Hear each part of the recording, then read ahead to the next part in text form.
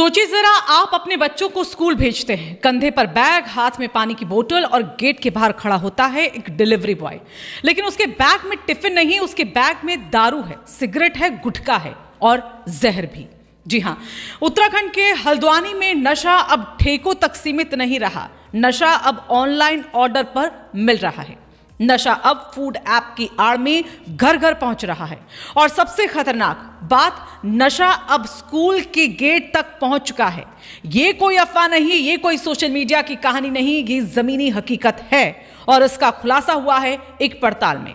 और सवाल यहां पर यह नहीं कि दारू बिक रही है, सवाल यह है कि किसको बिक रही है, कैसे बिक रही है और किसकी नाक के नीचे बिक रही है। हल्द्वानी शहर में ऑनलाइन फूड डिलीवरी ऐप जो दावा करते हैं कहीं भी कभी भी खाना पहुंचाएंगे, उन्हीं ऐप्स की आड़ में चल रहा है शराब, सिगरेट और गुटखे का काला कारोबार। डिलीवरी बॉय जो हाथ में बैग लेकर आपके दरवाजे तक आता है, वो सिर्फ पिज्जा और मोमो नहीं लाता, वो साथ में लाता है पौवा, टेट्रा पैक, सिगरेट, पान मसाला और नशे का पूरा पैकेज। और ये सब हो रहा है खुलेआम, बेधड़क और बेखौफ। पड़ताल के दौरान शहीद पार्क के पास एक निजी स्कूल के बाहर एक फूड ऐप से मोमो ऑर्डर किया गया। 224 रुपए का ऑनलाइन भुगतान, ऑर्डर कंफर्म, डिलीवरी बॉय का नंबर ऐप पर दिखा और फिर जो हुआ वो सिस्टम पर सीधा तमाचा है।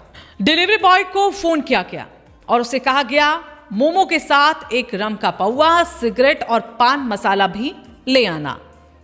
पहली झिझक, फिर चालाकी, फिर सौदा।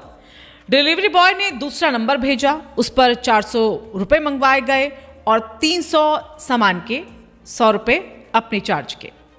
और फिर कुछ ही देर में मोमो के साथ दारू, सिगरेट, पान मसाला सब कुछ हाजिर हो जाता है। और जाते जाते क्या बोला, दाजू आगे से सीधे कॉल करना, जहां कहोगे वहीं पहुंचा दूंगा। यानी अब ऐप की भी जरूरत नहीं है, अब सीधा डीलर नंबर सेव करो। रात 12:01, गार्लिक ब्रेड का ऑर्डर, डिलीवरी बॉय का नंबर, लोकेशन ट्रैक, फोन किया गया एक पौवा भी ले आना। पहले मना किया, फिर खुद ही दूसरा नंबर दे दिया गया। व्हाट्सएप पर मैसेज करवाया, QR कोड भेजा, 200 रुपए वसूले और ऑफिस के बाहर खाने के साथ अंगूरी देसी शराब का टेट्रा पैक थमा दिया गया। 100 रुपए का पौवा 200 रुपए में, और बड़े आराम से यहां पर बोल दिया गया आजकल यही चल रहा है। यानी भाई साहब, ये कोई छुपा हुआ खेल नहीं है, ये तो रूटीन बिजनेस बन चुका है। अब यहां पर आप ध्यान दीजिए, क्योंकि यहां मामला सिर्फ कानून का नहीं है, बल्कि यहां मामला है भविष्य का भी। स्कूल जहां किताबें होनी चाहिए थी, वहां नशा पहुंच रहा है। स्कूल के गेट के बाहर डिलीवरी बॉय और अंदर बच्चे और बाहर दारू मिलती है। क्या यही संस्कार है? क्या यही विकास है? और क्या यही नया उत्तराखंड है?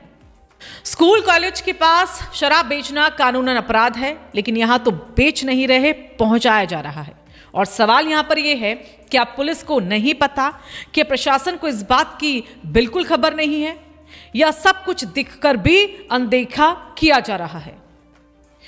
और अब वो बात जो सिस्टम को और भी ज्यादा यहां पर शर्मिंदा कर देती है, डिलीवरी बॉय जो खुद कहता है, दाजू किट्टी पार्टी वाली महिलाएं बोतल मांगती हैं, युवतियां ठेके पर जाने से डरती हैं, इसलिए हमसे मंगाती हैं। कई तो परमानेंट हैं, सीधे फोन कर देती है। यानी अब नशा लाज शर्म की दीवार तोड़ चुका है। अब नशा घर के ड्राइंग रूम तक घुस चुका है। किट्टी पार्टी, शराब, फोन कॉल, डिलीवरी, ये किस तरफ जा रहा है समाज? तो सवाल सीधे है और बहुत कड़वे भी हैं। क्या फूड ऐप कंपनियों को नहीं पता कि उनके डिलीवरी बॉय आखिरकार क्या कर रहे हैं? क्या इन कंपनियों की कोई जवाबदेही इस पर नहीं है? क्या यह सिर्फ डिलीवरी बॉय का खेल है, या इसके पीछे भी कोई एक बड़ा नेटवर्क है? शराब ठेकेदार चुप क्यों हैं? पुलिस अब तक सो क्यों रही है? आबकारी विभाग किस दुनिया में है? बच्चों तक नशा पहुंच रहा है। क्या यही ड्रग्स फ्री देवभूमि है? अगर आज पौवा स्कूल गेट तक पहुंच रहा है, तो कल इंजेक्शन और स्मैक कौन रोकेगा? एक मां अपने बच्चे को स्कूल भेजते वक्त क्या सोचती है? मेरा बच्चा सुरक्षित रहे, मेरे बच्चे का भविष्य सुरक्षित रहे। लेकिन यहां स्कूल के बाहर खड़ा है नशा और सिस्टम। जहां नींद में ये सोया हुआ है। क्या किसी हादसे का इंतजार हो रहा है? क्या किसी मौत का इंतजार हो रहा है? क्या किसी बच्चे के बिगड़ने का इंतजार हो रहा है? क्या तभी जागेगा हमारा सिस्टम? ये सिर्फ एक खबर नहीं है, ये खतरे की घंटी है। ये सिर्फ हल्द्वानी का मामला नहीं, ये पूरे उत्तराखंड के लिए चेतावनी बन गया है।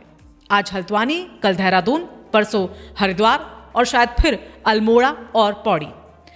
अगर आज नहीं रोका गया तो कल बहुत देर हो जाएगी। इसलिए आज हम सिस्टम से पूछते हैं, क्या सरकार इस पर तुरंत कार्रवाई करेगी? क्या फूड ऐप कंपनियों पर कार्रवाई होगी? क्या डिलीवरी बॉय पर एफआईआर होगी? क्या ठेकेदारों की जांच होगी? और क्या स्कूलों के आसपास निगरानी को बढ़ाया जाएगा या फिर यह खबर भी फाइलों में दब जाएगी? जनता जानना चाहती है, माँ बाप जानना चाहते हैं और हम पूछते रहेंगे। अगर आप भी चाहते हैं कि आपके बच्चे सुरक्षित रहें, आपका शहर सुरक्षित रहे और नशे का ये गंदा खेल बंद हो, तो इस वीडियो को आप लाइक कीजिएगा, शेयर कीजिएगा और कमेंट में अपनी राय जरूर दीजिएगा और चैनल राय शुमारी को सब्सक्राइब जरूर कर लें।